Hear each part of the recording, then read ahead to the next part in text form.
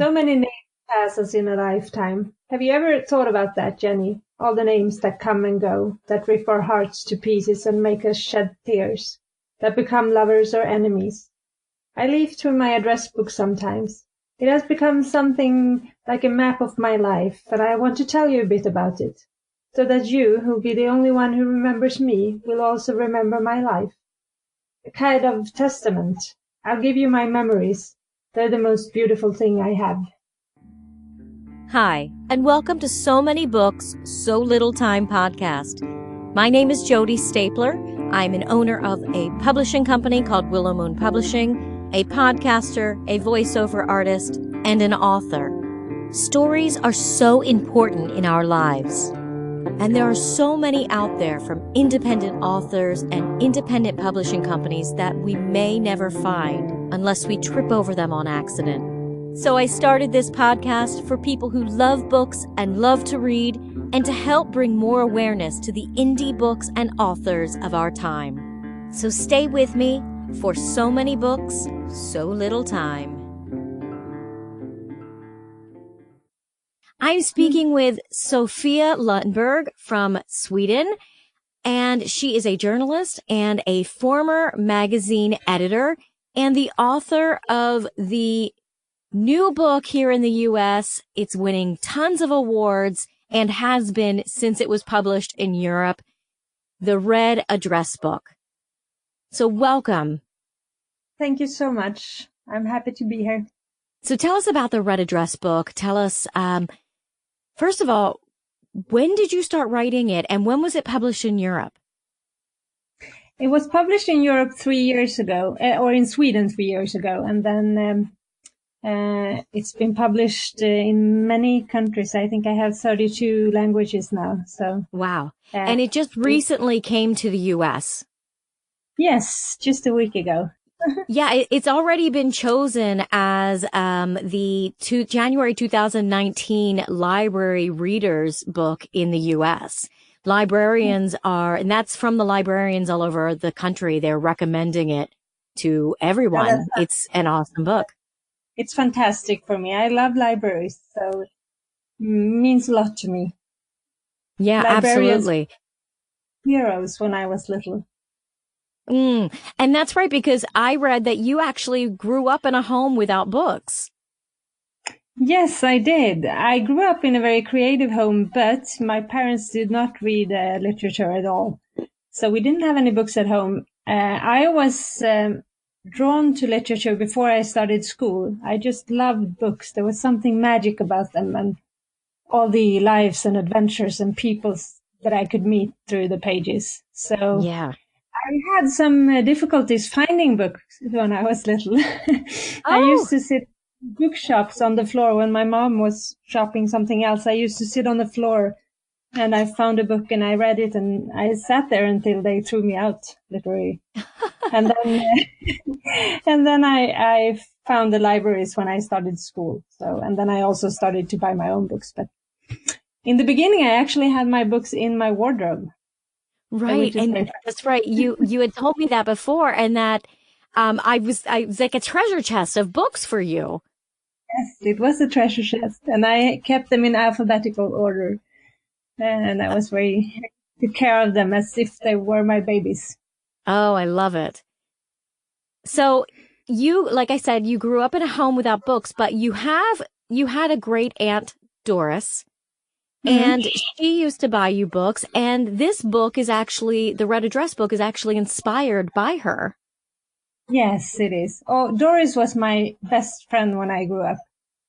She took care of me a lot, and she taught me how to bake and cook and all the names of the flowers, and she told me lots of stories from her childhood.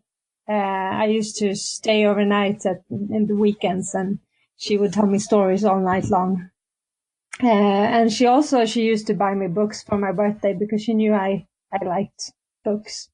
So, but when she passed away, I was in my early 20s and I was busy with life, traveling and meeting friends, and she became older and older, and I did visit her, but not that often as I should have. And when she passed away and we cleared out her apartment, I found her address book hidden in a shelf in the hallway. And when I opened it, I saw that it was filled with names that I didn't recognize. I recognized a few, of course, but many were names I didn't know anything about. And she had crossed most of them out, and she had written the word dead next to it. And you could see by the handwriting that she was old when she wrote it. So she had actually been going through the address book trying to probably find someone to call. And that made me so sad. I just cried. I sat there on the floor and I just cried and cried and cried. And it stayed with me for many years in my thoughts. So, and then one day I just decided to honor her by writing this book. So it just came to me when I was out jogging. Yeah, she would be so happy and proud that you have kept her memory in this way. Yeah, I hope so. At least she's still alive, and I get to show pictures, and she's still in my memory and in many people's mind. So absolutely, I'm alive a little longer. Yeah. I mean, seriously, this is like, I can't even think of the word right now, but what a memorial to her. The book is fiction. It's not her life. It just inspired her address book. Okay. So the book is about a woman named Doris who is at the end of her life. She's 96, and she does have an address book where she is where she's marking all of the people in her life that are no longer around. And she decides that she needs to leave something behind. So she contacts her niece, Jenny, who's in America, and they Skype once a week. And she starts talking about all of the stories and different things about each person in her life that she's gone through. And Jenny gets to learn about Doris's life.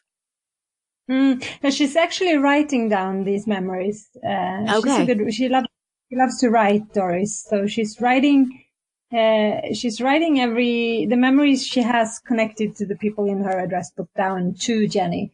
But then she keeps in touch with Jenny by Skype. They talk every day, every week, and she gets to go into Jenny's kitchen in San Francisco and meet her children and see her daily life. And so she likes those moments. Yeah. And one thing that Jenny does is Jenny decides at one point to go visit because Doris has taken ill. And so she wants to be there for Doris. And she decides that she wants to help find the love of Doris's life. Yeah, she does. She wants to give Doris something special. Yeah. The book is not only about Doris, it's also about Jenny and her life and the childhood that she had in a rough home, the life with her husband and her children. And it's goes back and forth between Doris and Jenny, and I just love that. Yeah, it's two women, two close friends that both have struggled with their lives. Yes, but that they have a very special bond between them. Yeah. Now, you had to do a lot of research, I believe, for part of it, because Doris, when she was younger, was actually a live mannequin. Yes, she was in Paris. She came to Paris very young, and she eventually got to work as a model. And back in those days, the mannequins showed clothes on the department stores. It was a different kind of job back then. So I had to do a lot of research. Yeah, what a neat job. It's a shame they don't have those more often nowadays. They do. They have the catwalks and the shows. Well, that's true. That's true. Definitely. Yeah. So now, how much of this is based on your real life? Oh, that's such a good question. And it's so difficult to answer. I think as a writer, you need to take and write about stuff that you know. I think especially when it comes to emotions. And I myself was very young when I was sent to Paris to work as a model. So I have some experience of it, of course. And I have the experience of being thrown out in the big world very young, just as Yeah. stories. But I mean, most of it's I have a lot of fantasy, so I make things up. That's my job. Right, my right. my son says I don't have a real job because I just make up things. Hey, what kind of better job is there, really? The best. It's such a privilege. Exactly. Now, I want everybody to go out and get this book. I don't want to tell them too much because it really is a special book, but I love the fact that it really, from what I've read, a lot of your readers are coming to you and saying this made them realize they need to make contact with their older relatives and ask questions and find out about their lives before they're gone. Mm. Yes, and that's the biggest reward I can get from my readers. It's fantastic, and I absolutely didn't count on that because when I wrote, for me, it's important to pay respect to old people, and I've been thinking a lot about it. And I think sometimes when people get older, we start to treat them like children again. Mm. Like we talk to them, but we don't listen. And I'm very amazed by all the stories that fit into a lifetime because, people experience so many things. So when you ask an old person about his or her life, you often get to hear the most amazing things. Yeah. So I have been thinking about it, but I could never imagine that my readers would, after reading my book, would actually start asking more questions to their older relatives and thinking about it, that there's people like old people in Korea, in Russia, in the States, in Europe, everywhere, that suddenly gets a visit from a relative that asks, please, grandfather, can you tell me how when you and my grandmother fell in love for the first time? And they get to tell these things. That's wonderful. Yeah, what a great thing that you've been able to put out there for all those people out there that have read the book and now are finding out things about their elderly relatives that they would not have found out before. You should be very proud of yourself. Well, I'm very happy for it. Warms my heart to think of those persons who get an extra question, because I think it's so wonderful to ask questions to each other. That's the best way to get to know each other and to listen to each other. Right. When we first started talking, before we started the interview, you said you just finished your third novel. Yes, I actually did today. I had a second novel published in Sweden, so it's going to come to the first. So it's going to take a while, but I just actually finished it. So now, how does that usually work? Does it goes over to Europe first, and then how long does it usually take to get to the U.S.? Oh, that's a too difficult question to answer because I think it's different. I'm not sure when it's going to be published in the States, actually. Okay. And what is the second novel called? A question mark is half a heart. Oh, I love that. Yes. And that was actually because in the end of the book, the Red Address book, I have a question. And that question is, did you love enough? Oh. And I think I asked that question to myself, actually, but I kept it in the book. And one evening I was just sitting paging through the finished book, and I started to draw on the last page, and I drew a question mark because I was thinking about my own life. Did I love enough? And then I suddenly saw that question mark was half a heart. It's missing one part. And then I started thinking about secrets. And so the second book is about a woman who lives in New York. She's a famous photographer, but she has a childhood that she hasn't told anyone about. She grew up in Sweden. So that book goes between her modern life, her life today, and her childhood.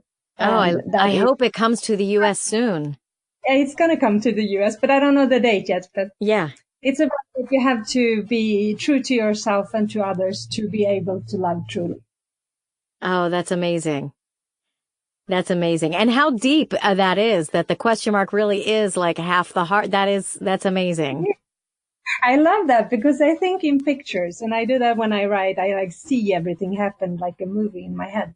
Yeah. And so I have it on my wall, the thing I drew, the question mark. The title just came to me. Right. And speaking of movies, I do want to bring up about the Red Address book is that one of the, I guess it's the French publishing company, created a trailer for your book. Now, it's all in French. So for those who don't know French, you don't understand what's being said, but you can actually get it because it's such a beautiful trailer. It looks just like a movie. Yeah, they made it so beautiful. And it was, when I got it sent to me, it was a book trailer, and I was expecting the cover and, some text. And then they used a live actor, and I wasn't prepared on that. So I just started to cry because she looked just as I had imagined her. And it was a very strong moment for me to see it. Yeah, it's amazing. It really does look like a movie trailer, and it could be turned into a movie. Is there anything in the works for that? Not that I know of, but I'm hoping. Yeah, right. It would be awesome. So who do you think would play Doris or Jenny if you had a movie of it? Oh, I don't know. I would trust the director to choose that. They're so good at stuff. Right. I really answer that. Yeah. So what is your third novel that you just finished today? Don't tell us too much, but what is it about? It's a young and an old woman they are become very close friends, and it's about moving on, I'd say. Okay. And leaving behind. So you write very heartwarming, deep, emotional relationship stories. Do you feel like you and Doris in real life had that kind of relationship? Yes, she was my best friend. She was the one who taught me how the world works. Yeah. So it was very, very deep and very emotional. But I think when it comes to my books, I'm very interested in psychology and how our past and how our lives form us as human beings. And I think I want my characters to feel better. I want to heal them, I think. Yeah. So I'm exploring what's wrong, what's wrong in this character's life, and then I just have to find a way I want to fix them. Right. No, I love that. It makes the stories real. It makes the people real, instead of being two-dimensional. So I think that's why people are loving the Red Address book so much. It's like being in the middle of the story themselves because they relate so much to the two characters. So congratulations for becoming such a prolific writer and for winning all these awards. I mean, you've been winning awards nonstop in Europe from the minute you published, and now already it's only been in the US for a week, and already you are on the top of the library readers list. Yeah, I'm very, very grateful for that. It means a lot to me because I've been wanting to write my whole life, but you need to work and it's a struggle. And when I wrote my first book, I was a single mom and I had a full-time job. So I used to sit and write when my son fell asleep. I just took away TV and social, everything, and just focused on writing the book. It's difficult to get the time. And now suddenly I have a situation where I can sit and write in the daytime. Yeah. And that's fantastic. It's amazing. I like that. Right. And it's actually, it's a good lesson for people that out there that do want to be writers or do something creative that are doing it just part-time. It can happen. It can happen where you're able to quit that full-time job and take over your creativity full-time. And to those people, I also want to say that I wrote a lot of things before the Red Address book that didn't become published. But I just kept on writing anyways. And now I wouldn't want to publish the first things that I wrote. I'm very happy that they're in my drawer. Right, one will. Yeah. Have you ever looked at those and thought, well, maybe if I pull them back out, and I change them or are they they're done and they're gone forever? I think they're done and gone forever. I have so many stories, so I'm going to write new ones. Right. Absolutely. Well, I'm so happy that you did. These stories bring so much into people's lives. Where can they find the Red Address book? I think it's online and in bookstores and Of course, the libraries. And the libraries, of course, yes. Yeah. Do you have a website or a Facebook page or anything where we can people can get in contact with you or find out more about you? I use Instagram and I try to post every week. And I also have a Facebook page. And I try to answer my readers if they write to me. And are they just under your name, Sofia Lundberg? Yes. Very good. Well, I want to thank you for joining me today, and I cannot wait to read the next one when it comes to the U.S. and, of course, the third one now. It's very exciting. It might be for a couple years from now, but it's something to look forward to. Yeah, I'm going to try to keep on writing. I love it. Well, we love it too, so thank you so much. And thank you for having me. Make sure you read The Red Address Book by Sofia Lundberg, a heartwarming debut about 96-year-old Doris, who writes down the memories of her eventful life as she pages through her decades-old address book. But the most profound moment of her life is still to come. Thank you, Sofia, for joining me today and telling me about The Red Address Book and your novels yet to come. We are so excited. And I want to thank you for joining me on So Many Books, So Little Time. Let me know what books you're reading, what authors I should interview, and give me your suggestions and comments. If you appreciate our podcasts, books, music, and our goal of helping others fulfill their artistic career dreams, and would like to see it continue for many years to come, please join our Patreon and become a sponsor at Willow Moon Publishing. Make sure you subscribe to So Many Books, So Little Time podcast so that others can find me and all the great indie books and authors that I'll be sharing throughout this podcast. You can join me on Facebook, Instagram, and Twitter at So Many Books, So Little Time podcast, and you can check my website out at jodystapler.com or email us at somanybookspodcast@gmail.com. Thank you for joining me, and come back next week when we delve into another story.